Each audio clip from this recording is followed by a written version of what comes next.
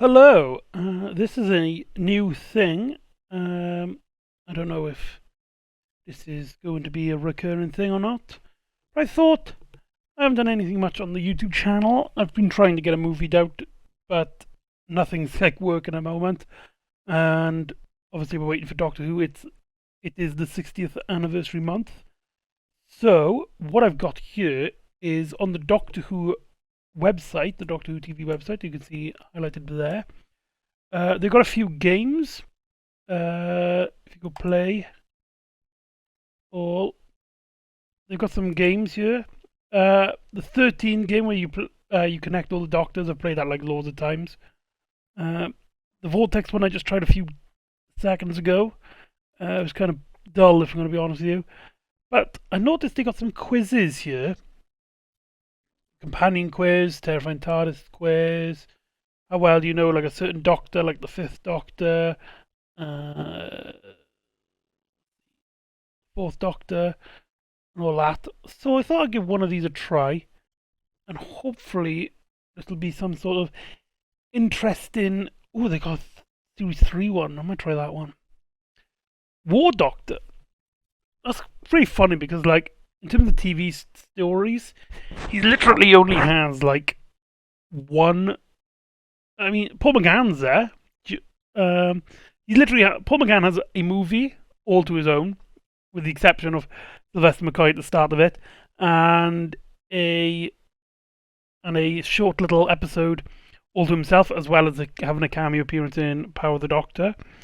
But like John Hurt appears as a cameo right at the end of Night of the Doctor, and like he is 1/3 the Doctor in Day of the Doctor. So I think it's really funny. I got Sixth Doctor here and Sylvester McCoy. I love how they're all like all these Doctor ones are mainly the Doctor, but like the Seventh Doctor one is Seventh Doctor and Ace. That's pretty cute. That is. Oh, there's a master one with I love that image of Shasha Dewan. I think Shasha Dewan is my favourite revived era master. I think he gets a perfect balance of mania from eras like the John Sim Master, as well as having like a sort of innocent side to his face. I'm gonna try the War Doctor one. Why not? How much do you know about the War Doctor?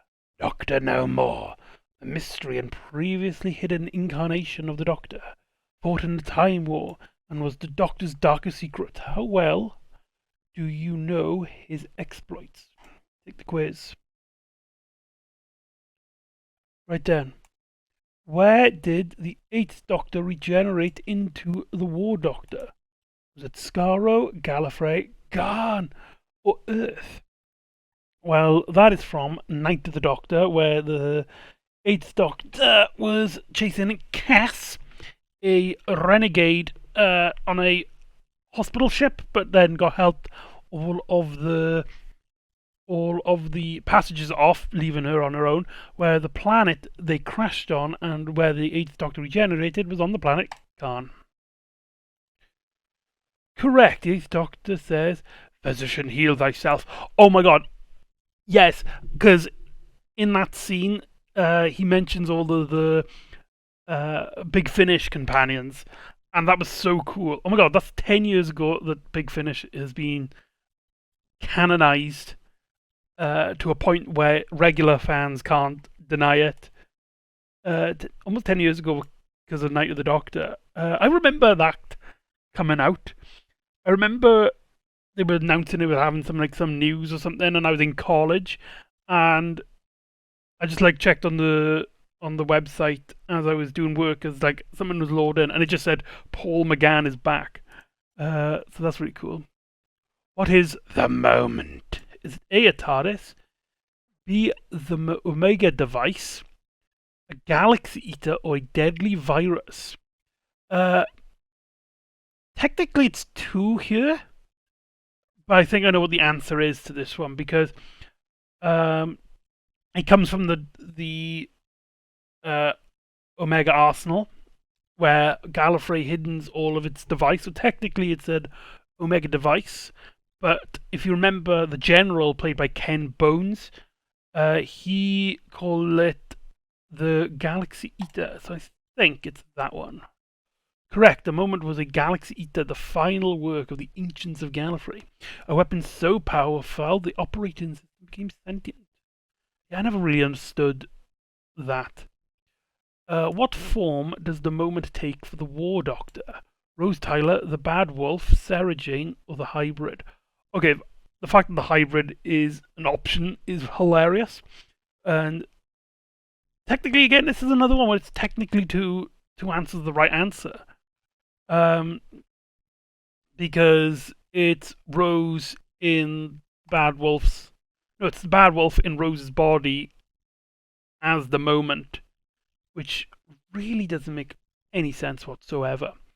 But I want to talk about this for a moment because this is actually really interesting because this actually does with a fan theory I had, which is that the woman that we see in The End of Time, David Tennant's, the 10th Doctor's final episode, there's a mysterious character called the Woman.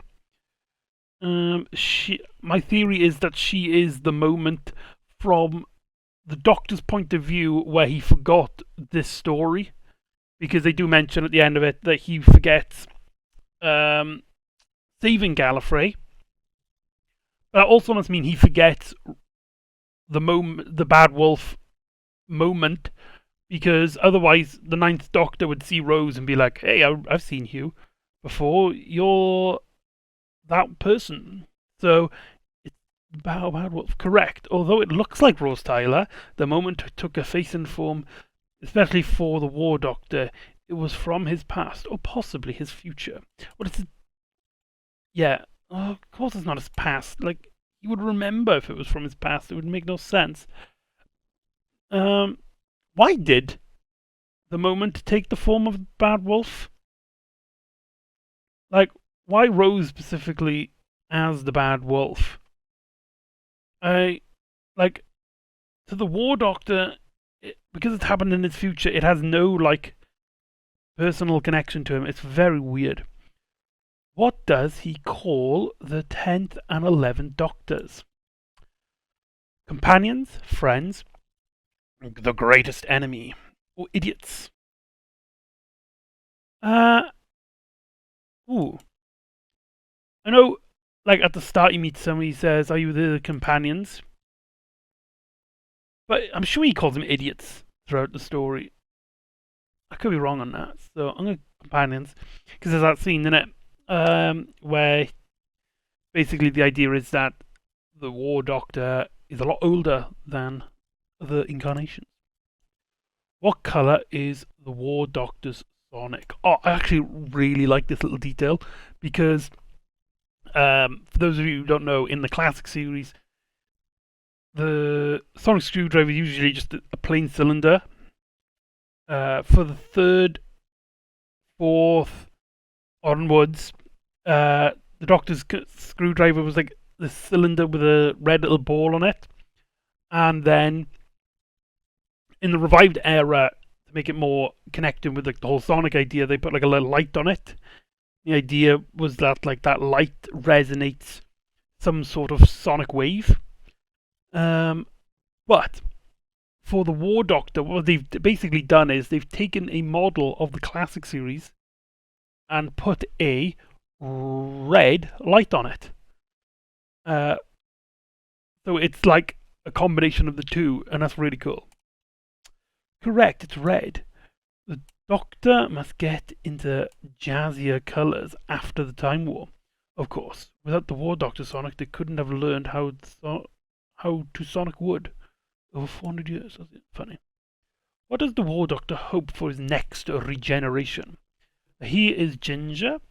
That he becomes a woman? That his ears are less conspicuous? That he has no...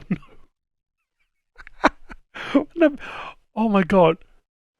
Oh yes, of course, it makes sense now. I hope I have no nose. Imagine a version of Series 1 where Christopher Eccleston didn't have a nose. Imagine Christopher Eccleston as Ginger. That would be really funny. Uh, of course, there's a running joke in the series where the Doctor is he's not Ginger, and that he wants to be Ginger. Which actually, this is a really cool thing because a lot of people don't actually know this. Is that that's actually a reference. Actually, I don't know if it's a confirmed reference, but there is a thing in the novels, the Seventh Doctor novels, where the Doctor knows that he'll have a future incarnation that is Ginger. I believe he goes by called Merlin at that point in his time stream. So basically, it's like the curator. If you've seen Day of the Doctor, you get what I mean. Not really, actually, it doesn't make any sense. If you've seen expanded media on the curator, you'd get what I mean, where it's supposed to be like the Doctor's future incarnation. So it's like that, but he's Ginger. The Doctor becomes a woman. Obviously, that's the 13th Doctor, if that's a reference. He has no nose. I want to know like who made these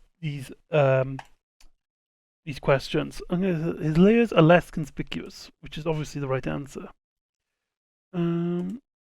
Obviously, that's a joke because Christopher Eccleston is notorious for having large ears. What does the War Doctor write on the wall of Gallifrey? Again, he writes two things because he goes back and he changes it. So technically, there's two answers. But Gallifrey falls. Death to the Daleks. I am Doctor Who. No more. He's. Oh, that's actually hard. I'm sure he says. Ah, I can't remember. Is it Gallifrey Falls? Gallifrey Falls, no more. I'm sure he says. No more is like. Oh my god. Okay. I actually can't remember if it's no more Gallifrey Falls. I'm going no more and hope for the best. Correct. Oh, but there was no wrong right then. I know there's that famous speech he does after he writes it for the first time. It's really weird because like they say like another message from the Doctor, but like it's like the same wall, and it's very similar like idea where it's like blasted into the wall. It's a different message. I can't remember what the second message is. Gallifrey stands or something like that. Finally, what is the painting in the National Gallery from Elizabeth first called? Well, there's two titles, Gallifrey Falls and No More. That's where you're wrong. It's all one title, Gallifrey Falls, No More. I don't think this really. I mean, I was kind of disappointed that we didn't get any Big Finish questions. That'd been really cool, but I guess that's really obscure stuff because not a lot of people not a lot of people read. A lot of people don't listen to the audio dramas, but they really should because the War Doctor stuff especially. I've listened to all the ones with John Hurt. I've got one of the impersonator. I can't remember his name off the top of my head. I've got one of his, but I haven't listened to it yet. So I'm kind of disappointed we didn't have any questions there because I really highly recommended. Probably a great place to start Big Finish if you haven't already. So, what is the painting on National Gallery? Gallifrey knows no more. I guess like the painting is the Time War, and I think the War Doctor's actually in the painting. It's really hard. It's really confusing to tell, but the painting is called Gallifrey Falls No More. And look, get the mention of a curator who was wearing a familiar face. I remember being in the cinema and watching that scene, and I just turned to my friend who was sitting in the row in front of me, and we just like absolutely like in awe. Sign up to a newsletter. No. You're an expert in the Doctor of War. You've scored 8 out of 8. There's only 8 questions. Oh, look at that little gif of John Hurt. John Hurt, what a legend. We are 14 minutes in. I think we're going to do another one. I just say I really love the Fifth Doctor's costume. There's just something striking about it, but also something very simple about it. What's your perfect Doctor Who holiday destination? And I'll find your person. I was going to say that, so it doesn't make sense. How well do you know the actors of Doctor Who? Which Doctor Who media should you choose? Doctor Who media? What, like in the Big Finish? Oh, I might do that one. I don't know what that. I don't know what that entails.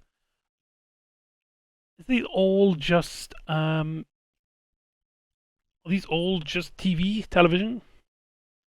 It seems like apart from that one, let's do the media one. Where is it? Let's see. Which Doctor Who media should you choose? Feeling the wait for the next series of Doctor Who? Luckily, there's a whole host of expanded media to enjoy. Oh my god, there is. It's mad to think how successful Doctor Who is compared to other things. Because, like, for example, Star Trek has been going along almost as long. Doctor Who came out 3 years before. But even like Star Trek has like 3 series in the original series, and then it's off the air. And then in the 70s, you get like a movie. I think two, 3 movies in the 70s. And it's not until late 80s do you finally get another TV series. And so, like, you get the 4th series in like 1987. That's just crazy. How actually little Star Trek there is. Star Wars, like, you only get 3 movies, and that's been going around since 1977, and that is huge as well. But Doctor Who had from 1969 to 1969, what the hell am I on? 1963 to 1989, non-stop. And then 2005, now, non-stop again. It's crazy. So, okay. Where do you want to be accompanied by a Doctor Who story? In bed just before nodding off, on a long train journey in the sun, whilst taking a... Oh, so this is more like a personal thing. Oh, this is not like a challenge. Taking a walk, at breakfast, in between everything else. I guess this is more like a casual thing. I do like Jane, A Long Journey Home.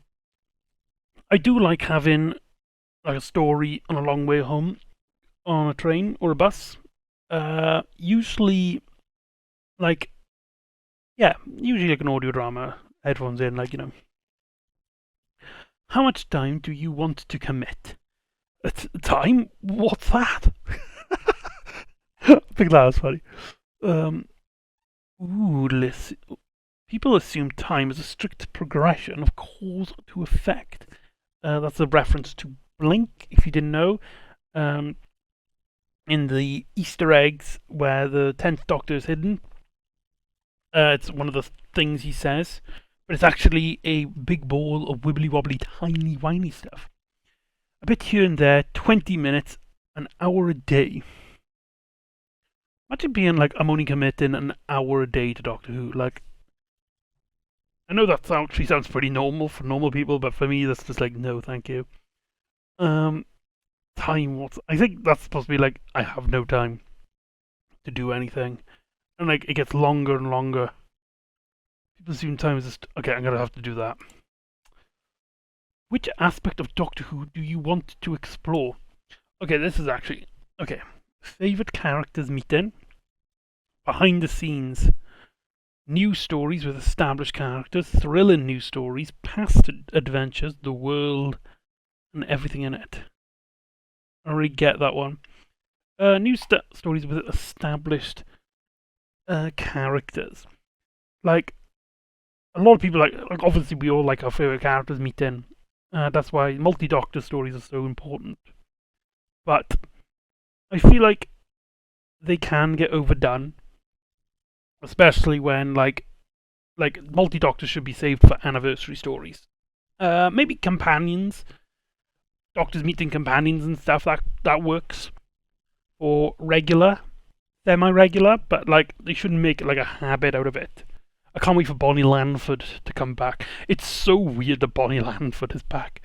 Like, growing up as a kid, she was technically like my last companion before the revived era, because like the earliest story that my uncle had was Trial of the Time Lord, and that ended with Bonnie Landford coming in and the timeline stuff. Oh my god! I just realised something. David Tennant could try it. Not David Tennant. Russell T Davies could explore the weird timeline stuff of Melody Bush, played by Bonnie Landford. For those of you who don't know, in the television story, the Doctor never actually met Mel. The story is that essentially the Doctor was viewing a story in his future, in his personal future, and that's the first story we see Bonnie Landford in. So she plays like a future companion, and then in the next story, in the trial, they actually bring Mel from the Doctor's future into his then present, who just lost Perry. And it's really weird. And like, Trial of Time Lord ends with the Doctor traveling with Mel, and like nobody brings up the fact that like, hold on, he hasn't even met her yet. Timelines. So anyway, how do you feel about reading? I like it as much as the next person, depending if the next person likes reading. Lay it on me.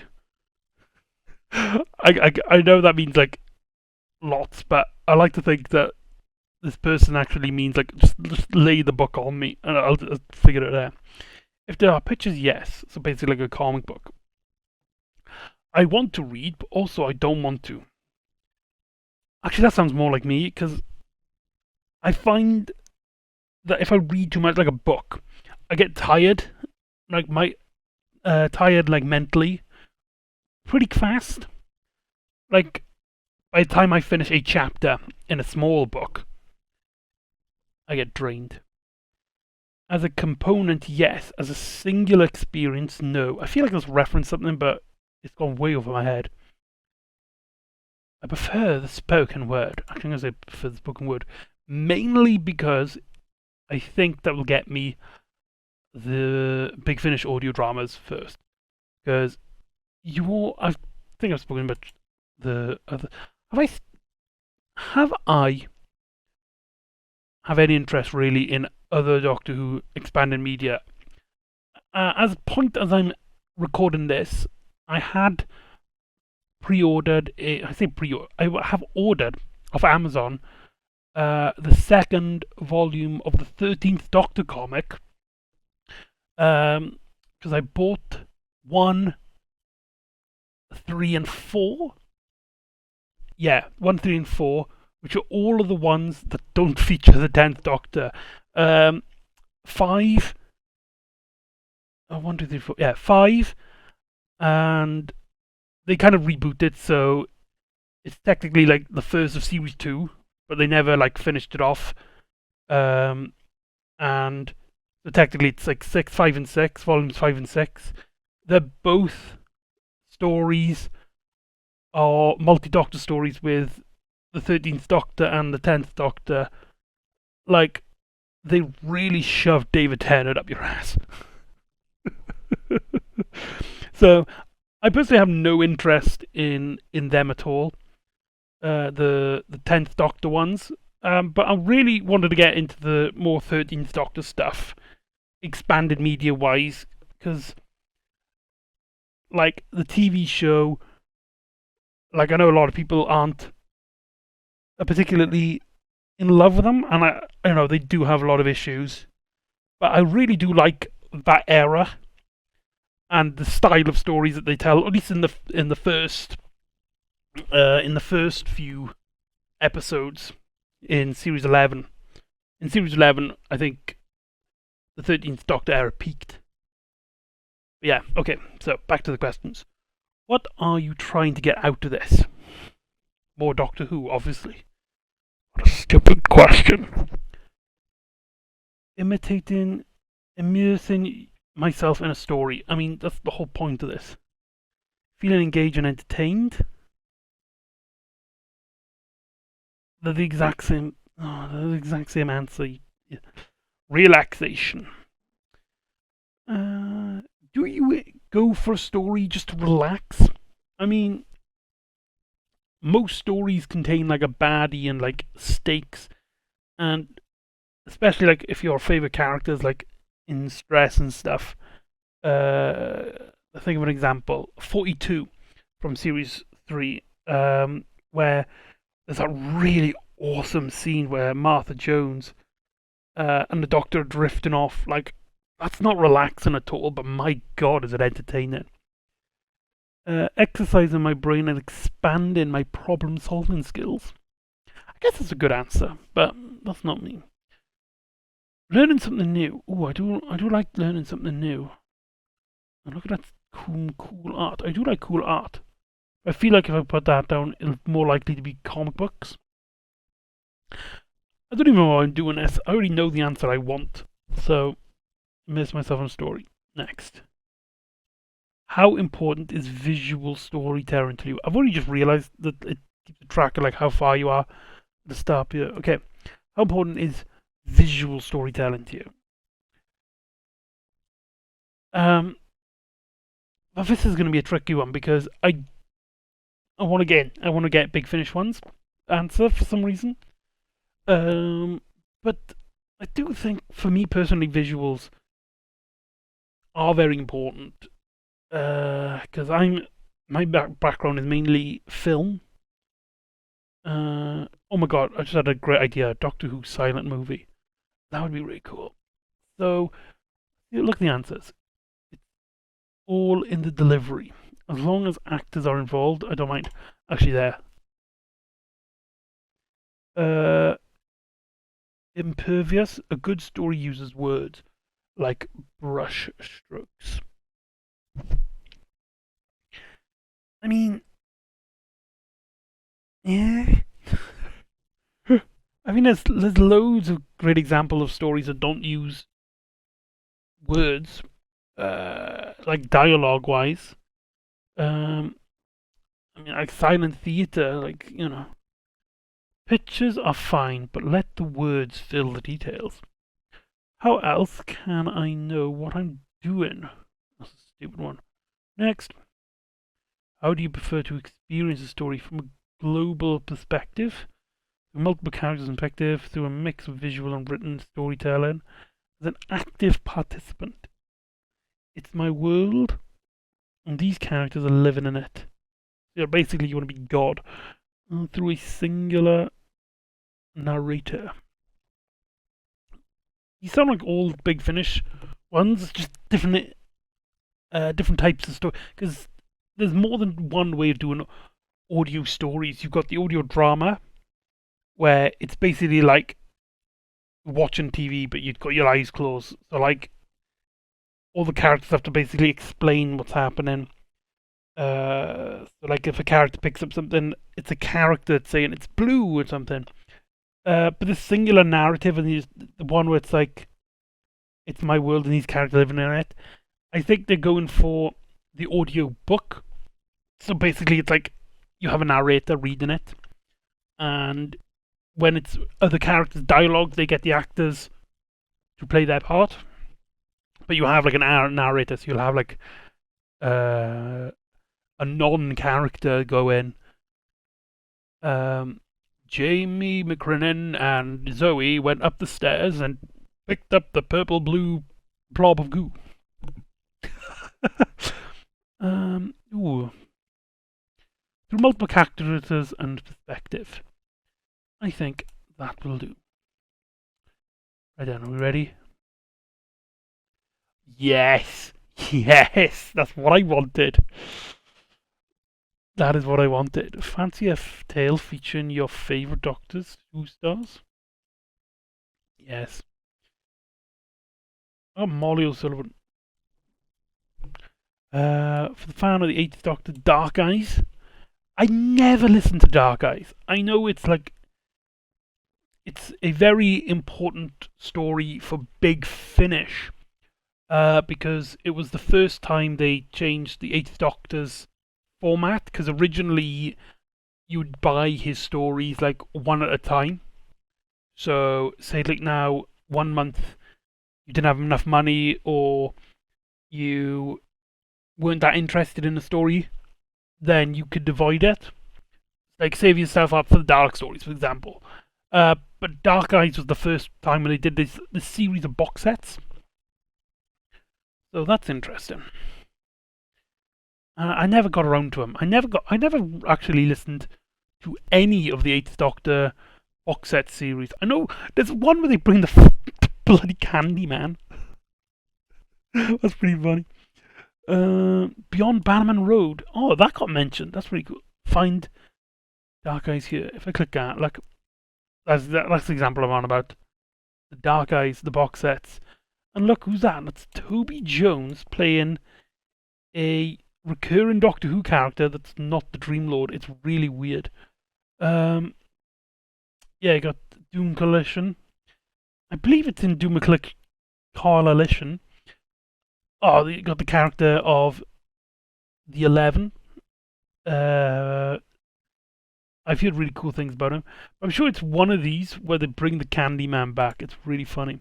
Beyond the Bannerman Road. That's one that I really want to listen to. It's basically, if you've ever seen the Sarah Jane Adventures, there's a character called Rani in it.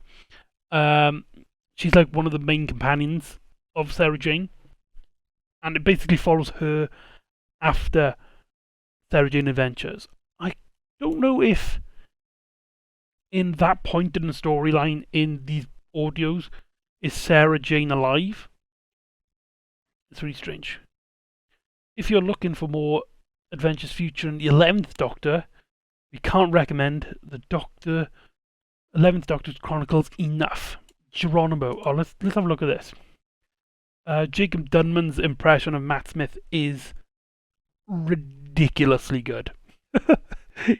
It is like, this is another one I should really get my hands on, because it introduces a new companion for the 11th Doctor set between is it set before or after the Snowmen? It's obviously before the Bells of St. John. I always loved the Christmas outfits they give the 11th Doctor. I believe the Christmas Carol's the only one he doesn't have a new get-up for. Yeah, they introduced a new companion. I can't remember her name for the life of me. They have like a cast list. Valerie Lockwood. Cool name.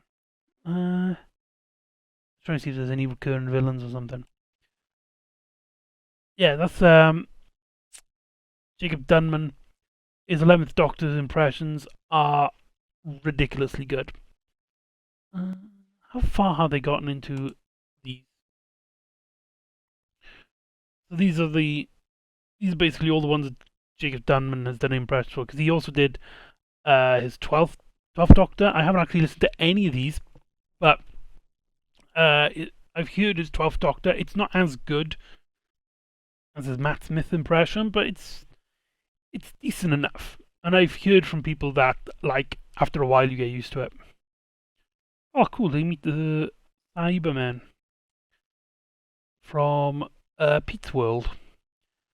I remember in school, me and a friend of mine used to have a massive debate, because I was much more of a Mondasian, the original Cybermen fan, and he really liked the new series Cybermen. So we used to bicker about that. I used to get really defensive about it. Looking back, it's one of the things where I kind of like, well, I look back and I'm just like, oh god, I feel so stupid. I can't believe I took it so seriously. So yeah, what's the time? Right, we've passed the half-hour mark. So I think we'll leave it with that. So that was fun. I hope you enjoyed this. This is just out of the whim. I got really bored and I haven't done as much on here for a while. So yeah, Doctor Who Marathon series should be coming back soon. Um, let's go on my YouTube channel here for a sec.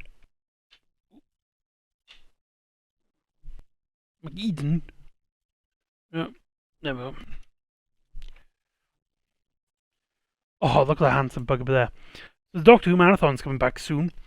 Obviously, the Star Beasts, the Wild Blue Yonder, and the Giggle are stories I'm going to be tackling. I've also been reading the Doctor Who magazine comic Liberation of the Daleks, which is the first canonical story of David Tennant as the 14th Doctor, so I will be tackling that as well. I don't think I'll be tackling anything more. And as stated, I've been getting other Doctor Who stuff like the 13th Doctor's comics and stuff. I don't know if I'll tackle them. I like to think like these videos I make are all in chronological order. So it does mean that any Doctor Who stuff now that's not like now, set at this point in the Doctor Who timeline, I probably won't do a video on. But if you like interested in my opinion on something, please let me know. Oh my god, look how fancy my beard is on these videos. Right then, I will leave you all to it. I hope you enjoyed. I don't know if I'll do any more of these. I literally made this at a whim. I got my brother's computer as I'm doing some editing work for him. So, I hope you enjoyed. This is really dumb. I do apologise. Right then, good night.